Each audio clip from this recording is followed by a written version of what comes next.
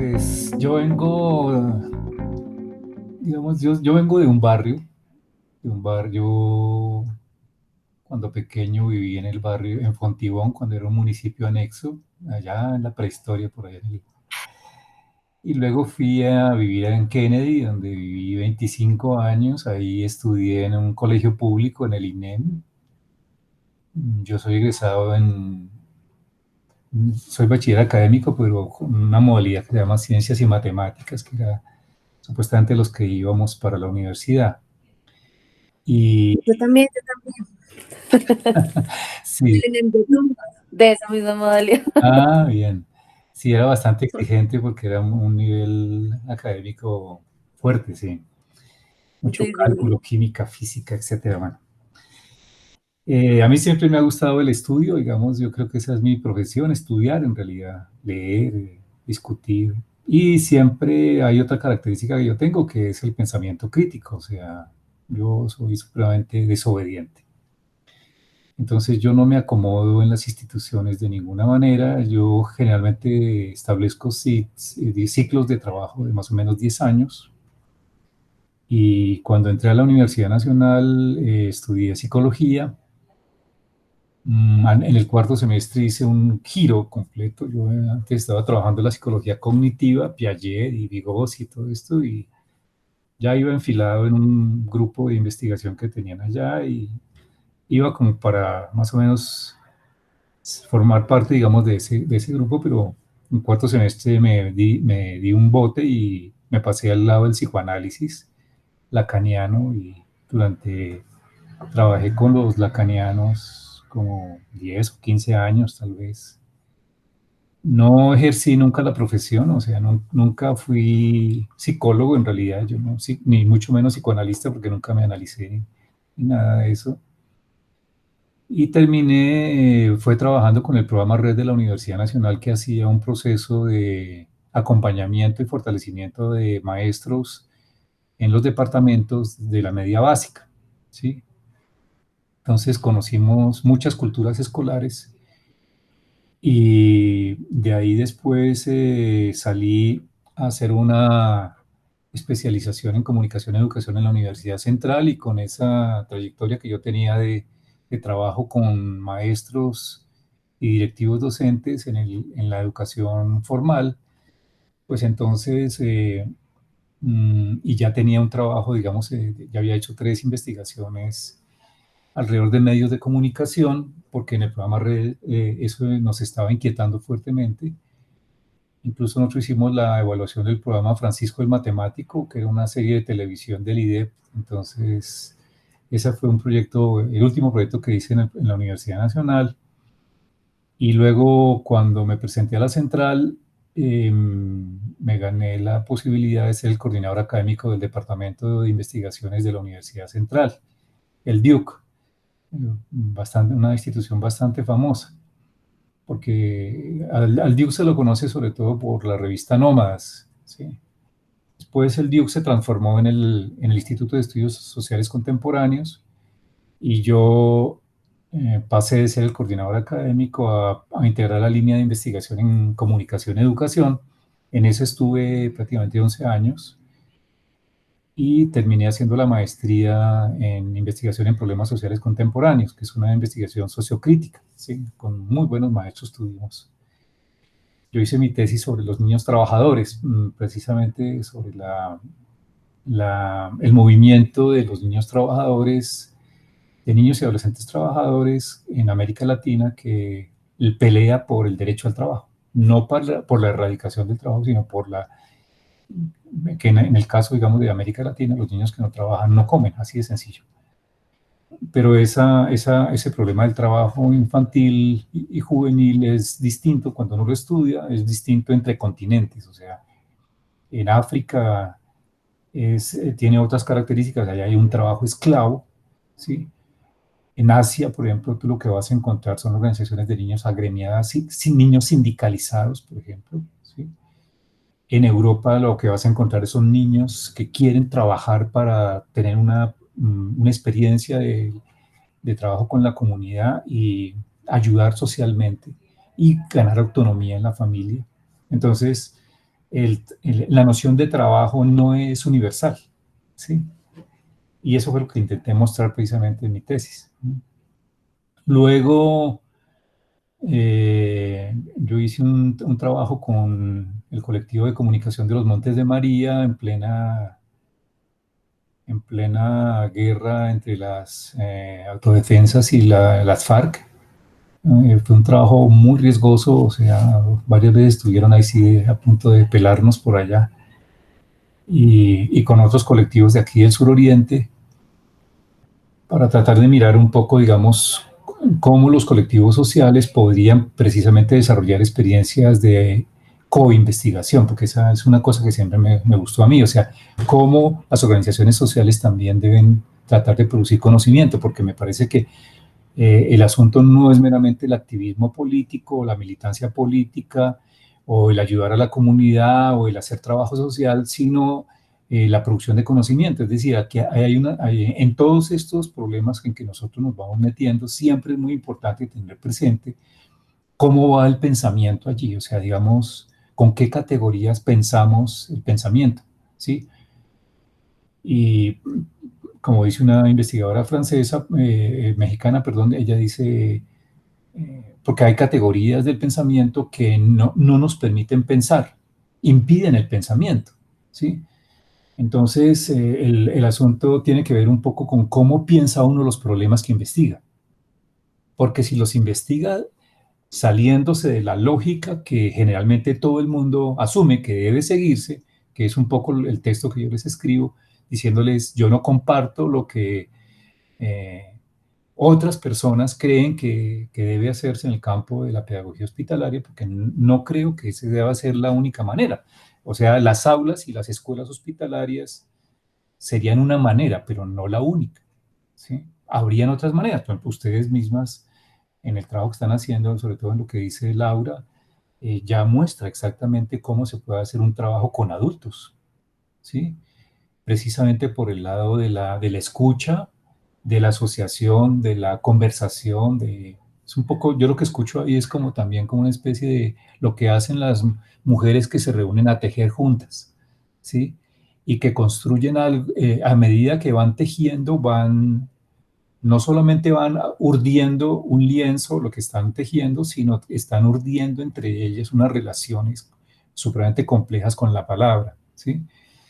Eso me parece muy bonito porque es una cosa, yo ahora estoy estudiando precisamente carpintería y porque quiero precisamente pensar que los oficios son una manera de hacer investigación, es decir, más bien, la investigación es un oficio, como la carpintería o como otros oficios, ¿sí?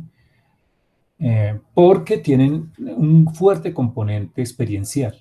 Ustedes se dan cuenta que en el trabajo yo todo el tiempo, de puro al comienzo, yo empiezo a poner esa categoría, experiencia. Y al final empiezo a tensionar experiencia en contra de la verdad, ¿sí? Porque ahí, y ustedes se dan cuenta que en la mitad entra el asunto del aprendizaje, ¿sí? Yo creo que esa ha sido mi experiencia con respecto, digamos, al estudio, tiene que ver que es con eso, o sea, digamos, mmm, uno se autoforma porque uno en el principio uno no sabe qué es como persona, ¿sí? Voy a exponer una idea que es de Gilles Deleuze. En realidad nosotros no somos, yo no soy Uriel, ni soy investigador, ni soy, sí, de la pedagogía hospitalaria. En un determinado momento, durante 11 años, yo fui eso. Cuando yo salgo de la Universidad Central y me voy a la Unimonserrate, empecé a trabajar una cosa que yo no sabía que existía, que era el asunto del trabajo en hospitales, ¿sí? Entonces dense cuenta que yo les estoy diciendo, comencé por ciencias y matemáticas, luego estuve en educación, después en ciencias sociales, luego ahora estoy en una cosa que es entre salud y educación. Así ha sido mi vida, o sea, mi vida siempre ha sido un salto entre disciplinas y yo no soy sistemático en algún sentido, soy obsesivamente juicioso. sí, pero no soy sistemático en el sentido de solamente mantenerme en un campo. Yo siempre he tenido la pretensión de querer saber siempre de muchas cosas y eso implica que uno tiene que aprender a formarse a sí mismo. Y ese proceso de formación de uno mismo lo va llevando y como dice Gilles Deleuze, lo saca de una idea de que uno es algo, ¿sí? Un bachiller, un investigador, un hombre de no sé cuántos años de edad, casado con dos gatos, no sé qué. Sí, no, uno no es, uno finalmente, mis gatos se van a morir, ya no tendría los gatos, ya no me podría presentar como el que tiene dos gatos, ¿sí? Etcétera, ¿sí? Y ese ir deviniendo en el curso de la vida es una cosa muy interesante. Yo creo que es la cosa más importante que yo he aprendido en el trabajo que he hecho como investigador y como académico, ¿sí? Sobre todo para siempre en todos los problemas en que yo me meto es tratando de mirar, bueno, ¿cómo se puede transformar eso donde yo caigo? ¿Sí? ¿Qué cosas nuevas se pueden hacer? ¿Sí? Porque al principio, el primer proyecto que nosotros hicimos en la Unimonserrate, cuando empecé a trabajar el asunto de los hospitales, fue asesorar las aulas hospitalarias de Telefónica, de la Fundación Telefónica. Ustedes saben que es una multinacional española, ¿sí? Que estaba precisamente aquí trabajando el trabajo infantil y el asunto del sufrimiento que tienen los niños que están hospitalizados.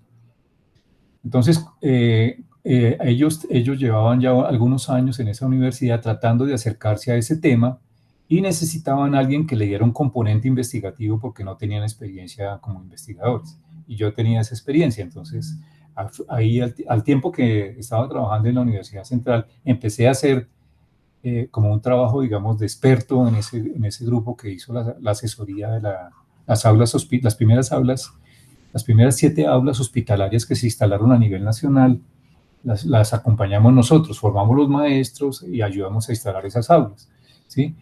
Y precisamente dimos una especie, digamos, de pauta de cómo se podrían desarrollar educativamente esas aulas. Instalamos 4 aulas en Bogotá y 3 por fuera de Bogotá, ¿sí? Y algunas de esas todavía subsisten, ¿sí?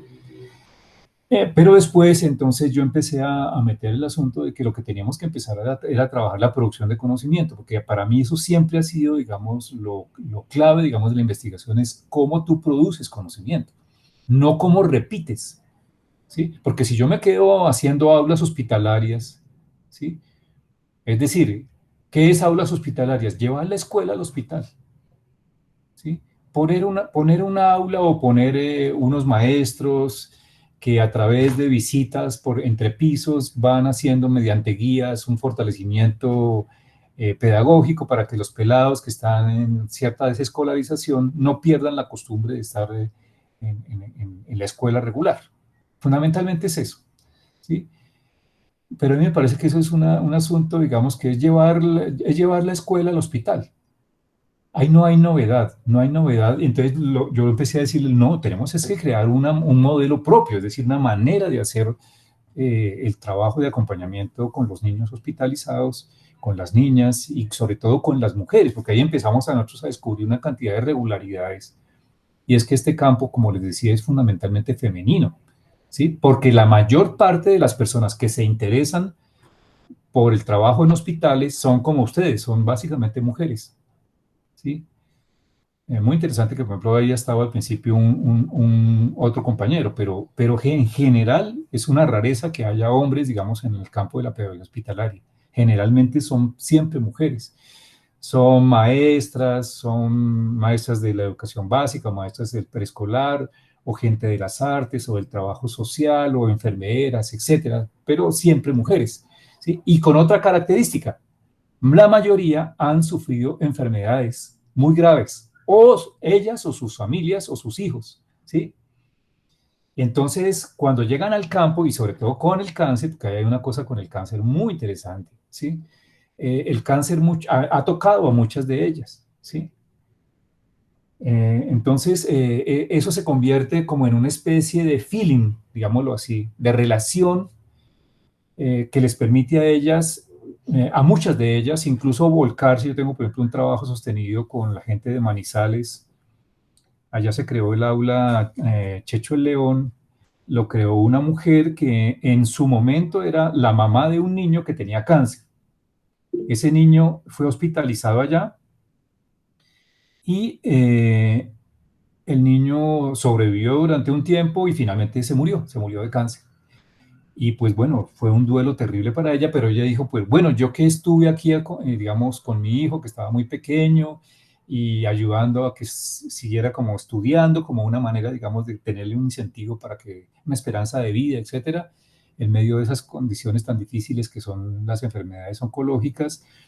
Dijo, yo quiero seguir con este trabajo porque había conocido a muchas mamás que estaban en el mismo problema y con niños muy pequeños, ¿sí? O jóvenes también.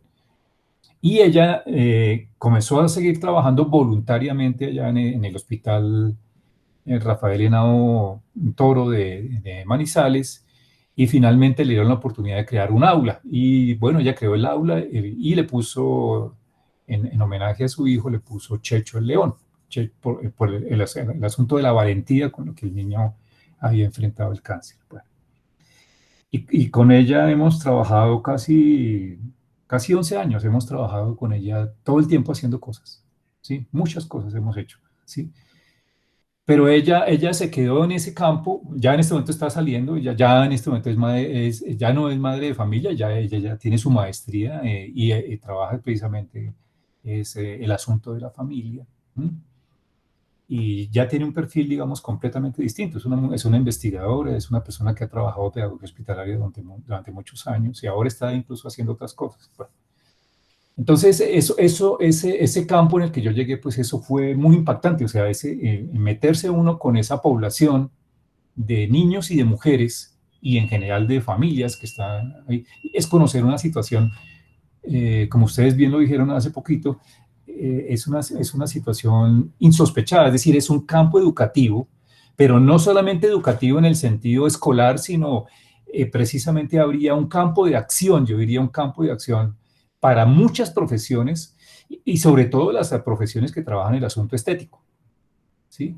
O sea, trabajar con el arte me parece a mí que es un modo de intervención supremamente potente, pero hay que evidentemente trabajar eso con mucha seriedad. No es cualquier cosa. El arte no es pintar, no es dibujar, no es colorear. Es una cosa que es, si yo quisiera trabajar arte con los niños, yo pues, los abismaría, por ejemplo, a lo que es la talla, a lo que es eh, todas las artes, digamos, todo el amplio espectro, digamos, de las artes, ¿sí?